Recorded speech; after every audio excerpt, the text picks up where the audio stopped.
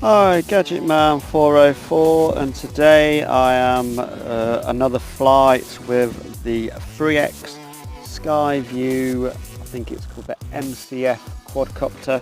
This is without restrictions now. As the default settings in the box, it's set to 150 meters distance and 50 meters height.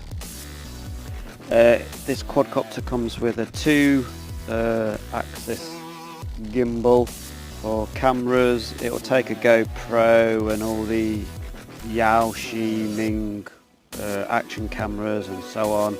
I'm using the Vision Edge HD10. The settings are set to 960. Now, when I took off, with most quadcopters with GPS, you have to take off in manual mode, and then as soon as you're up in the air you can turn it to GPS hold mode, which I actually didn't do, but I thought I was in a GPS hold mode. So at this point my children are in the field and I'm only slightly drifting. It's got altitude hold. This quadcopter also has a built-in barometer, which that is air pressure, and obviously some days it can go down a bit or it might go up a little bit, but in the whole, in the whole scheme of it, it's actually very, very good. But throughout the fly I just didn't even look at my transmitter and totally forgot that I was even not in GPS hold mode, because I was that confident with the quad. It didn't bother me. Now, as I say, the default settings when you get this quad are 150 by 50, 150 meters range distance, 50 meters height. My first video, if you want to watch that will be about the range, because it was acting very strange when I was getting to its limit, and I didn't know that it had a limit, because the manual says it's 1,000 meters distance, 800 meters controlled, but it isn't. You have to download the flight control update tool from the FreeX website. Now when you get the quadcopter you get a little credit card. You need to register the number on the credit card to the website, so that means you can talk to customer services and they'll answer your emails, and also you can post videos. Now when it isn't in GPS hold mode, it absolutely flies like a bullet. You get a bit more of the props in shot, but I'm just getting used to flying the quad, and then I'll start learning how to change the angle of the gimbal and all that type of thing, so I'm not too bothered about, you can see the props. But even going into the wind, I mean there was a fair breeze yesterday and it was whizzing round the field. You can tell when it's going really fast because you see the top of the gimbal, like there, you can just see it, and it's really whizzing down the field. I've got an FPV camera fitted on the left leg, so I can do FPV as well, which I'm just, at the moment, to be honest, I'm just getting used to flying this line of sight.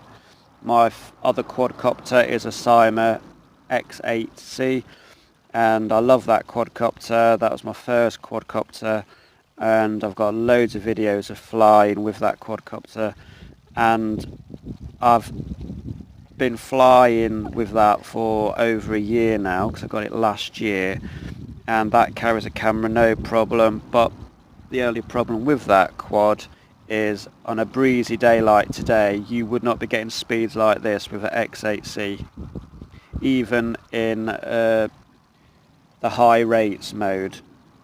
So in a way, GPS hold off is putting this into like sport mode, or high speed mode, and it absolutely blistering now.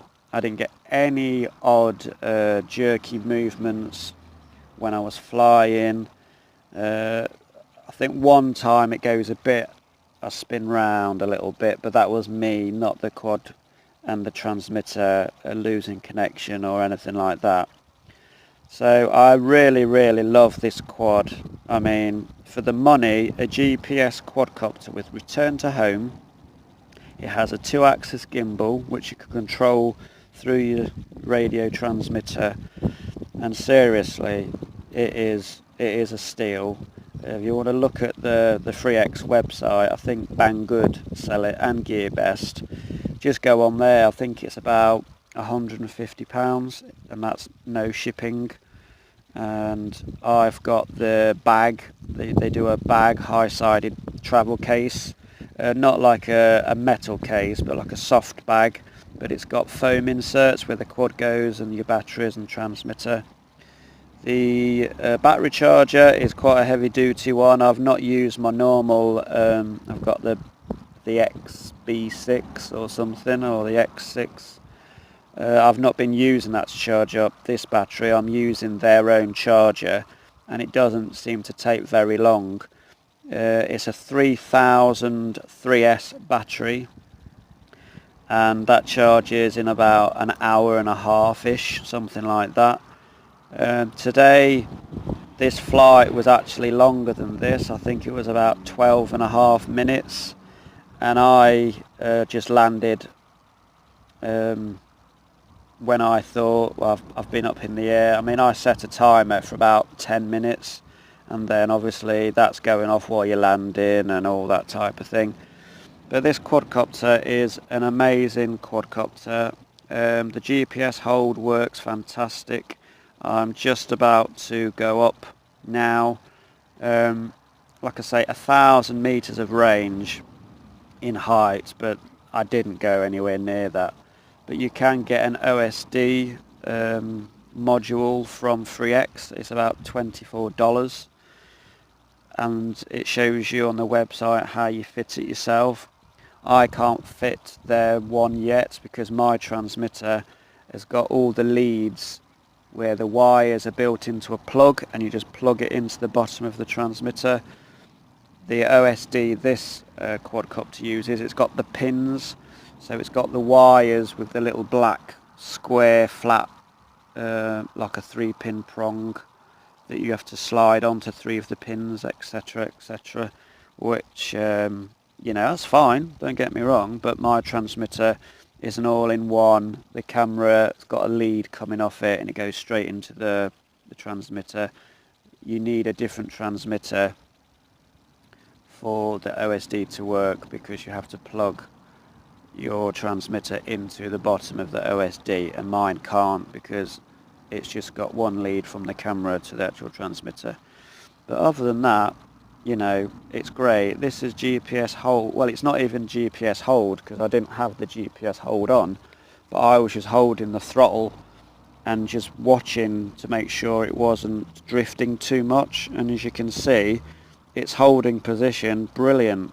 I was a fair few meters up in the air, but it wasn't really causing any issues.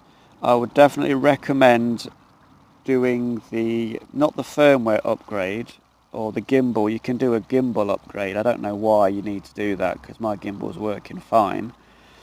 But definitely download the Flight Control 2. I think it's called Flight Controller V2 tool on the FreeX website. It should be COM5 or COM6. To get that to work, what you'll need to do is you need to right click on the program and run it as the administrator. And I found that you have to do that every time you want to use the program. If you open the program, connect up the lead, try and change the settings, it won't. It just won't bring up the COM port. When you do close it down, go out, run it as administrator, it absolutely works fine. So and then you can change the limit to 1,000 meters by 1,000, or you can have it as 150 by 50, or it says unlimited, but I wouldn't try that. So I hope you enjoy this flight. It's been Gadget Man 404 out.